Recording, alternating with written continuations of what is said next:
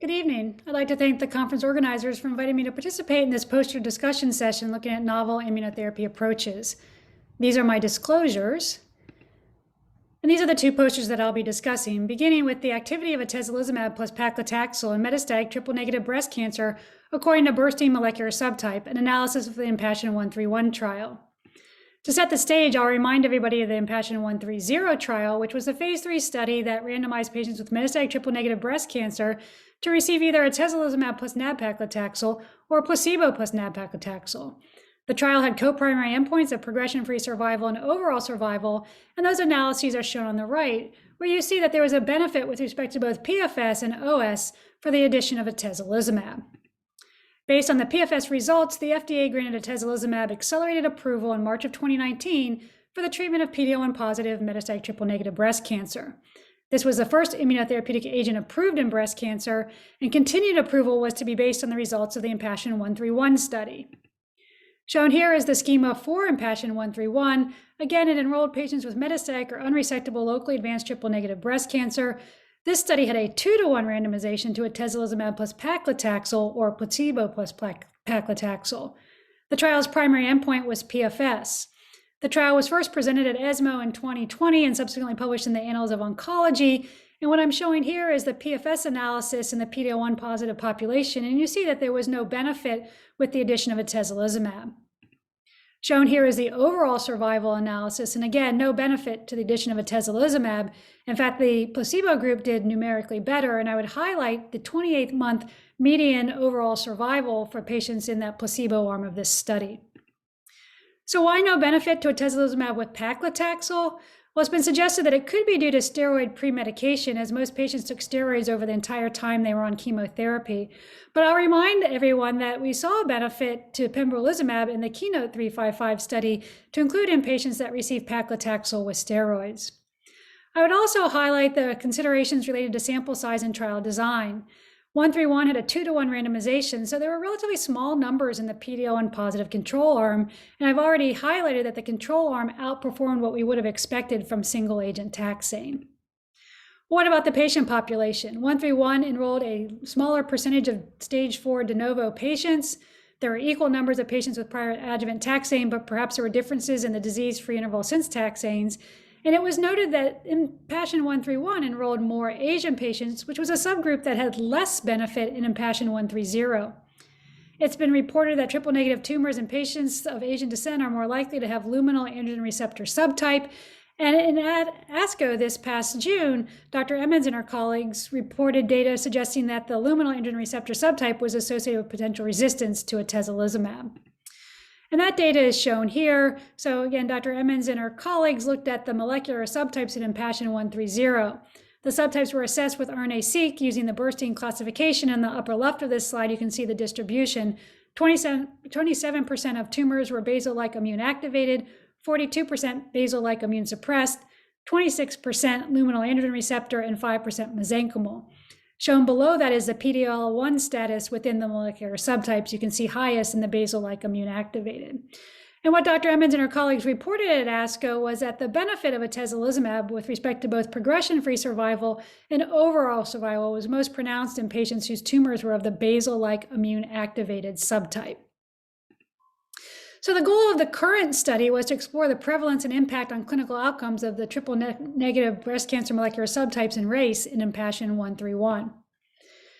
This study had a biomarker evaluable population of 471 patients, which was comparable to the intention to treat population, except there was a numerically lower proportion of Asian patients and a numerically higher proportion of patients with basal-like immune activated tumors. Shown on this slide is the distribution of the subtypes in the two different studies, 131 and 130, and you can see that they are quite similar. Shown here are the molecular subtypes by race. What we noted was that there was a numerically lower percentage of Asian patients with basal-like immune activated and a numerically higher percentage of Asian patients with luminal androgen receptor subtype. These investigators looked at clinical outcomes by molecular subtype with respect to both progression-free survival, which is shown here, as well as overall survival. With respect to progression-free survival benefit with atezolizumab, it was only seen in the basal-like immune activated subgroup. There was no subtype that derived overall survival benefit from the addition of atezolizumab. Shown here is the PFS according to treatment arm, subtype, and race. And what you can appreciate that there is no subtype or race that is associated with an improvement in PFS with or without the addition of atezolizumab. And so from these findings, these investigators concluded that the subtype distribution and enhanced effect of atezolizumab in the basal-like immune-activated subtype is consistent with findings from IMpassion130. The proportion of patients with luminal androgen receptor subtype was higher in Asian patients, but they're limited in conclusions that can be drawn due to the relatively small sample size. The lack of efficacy of combination atezolizumab plus paclitaxel in IMpassion131 cannot be explained by overrepresentation of a subtype less sensitive to atezolizumab. So why no benefit to atezo with Taxol? I'm inclined to give serious consideration to the issues around sample size and trial design that I enumerated earlier. Turning to the second poster, this is from the MD Anderson group, and they looked at remodeling of the inflammatory breast cancer tumor microenvironment to enhance immunotherapy. And this was informed by findings in a clinical trial that they had conducted and reported in 2018 in JAMA Oncology. That study was a single-arm phase 2 trial evaluating the anti-EGFR antibody panitumumab combined with nab-paclitaxel and carboplatin, followed by fluorouracil, epirubicin, and cyclophosphamide in patients with operable HER2-negative inflammatory breast cancer. The study enrolled 40 patients, 21 with hormone receptor-positive, HER2-negative IBC, and 19 with triple-negative inflammatory breast cancer. The trial's primary endpoint was PCR, which was experienced by 28% of patients overall, 14% with hormone receptor-positive disease, and 42% with patients with triple-negative disease. In that first analysis, they did some correlatives and suggested that phospho-EGFR could be a potential predictor of pathologic complete response. So they went back and looked at the patients on this study, which I should note, there was a single dose of panitumumab that was administered 2 weeks prior to initiation of combination therapy, which gave them the opportunity to do some correlative studies looking at the impact of the panitumumab on the microenvironment. What they found was that for patients that experienced a pathologic complete response, that additional dose of panitumumab was associated with an increase in CD8 positive T cells and a decrease in the immunosuppressive regulatory T cells, as well as the immunosuppressive M2 macrophages. This was not seen in patients that did not experience a pathologic complete response.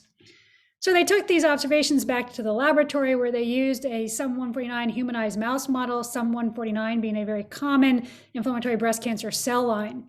They treated these mice with an anti-EGFR antibody and found that the treatment altered the cytokine and chemokine milieu, which in turn impacted immune cell recruitment with an increase in CD8 positive T cells and a decrease in Tregs and M2 macrophages, much had been seen in the patients enrolled on their study. They then looked at the EGFR pathway as the regulator of this chemokine expression through EGR1. Shown in figure A is an image from their mouse model where anti-EGFR antibody led to a decrease in EGR1 expression in their mouse model. Then in the SUM149 cell lines, they showed that EGF stimulation increased expression of EGR1, that's shown in panel B, and EGR1 knockdown inhibited EGF stimulated expression of EGR, shown in panel C. They then went back to the mouse and looked at the combination of an anti-EGFR antibody with an anti-PD-L1 antibody, and what they found was that mice treated with the combination therapy had the largest decrease in tumor volume. And when they looked at the tumors in these mice, they found that those that received combination therapy were most likely to have an increase in CD8 T cells and a decrease in Tregs and M2 macrophages. So I applaud this group from taking an observation in their clinical trial to the laboratory, and they'll now be able to take this back to the clinic as they have proposed to conduct a clinical trial looking at anti-EGFR antibody in combination with anti-PD-L1 therapy in triple-negative inflammatory breast cancer. So putting it all together with these two posters, I think they show us yet again that the tumor immune microenvironment matters. This is something that we've known for a while now, with initial work from Shireen Loy and her colleagues showing the prognostic value of tumor infiltrating lymphocytes in triple-negative breast cancer, then Carsten Dankert and his colleagues showing the predictive value of TIL in breast cancer. But I think to continue to move the needle, more studies need to be conducted, much as these investigators that we've seen posters from this evening have done, where we more rigorously look at the impact of our treatments on the heterogeneity of the tumor and the tumor microenvironment, so both cell intrinsic and cell extrinsic mechanisms.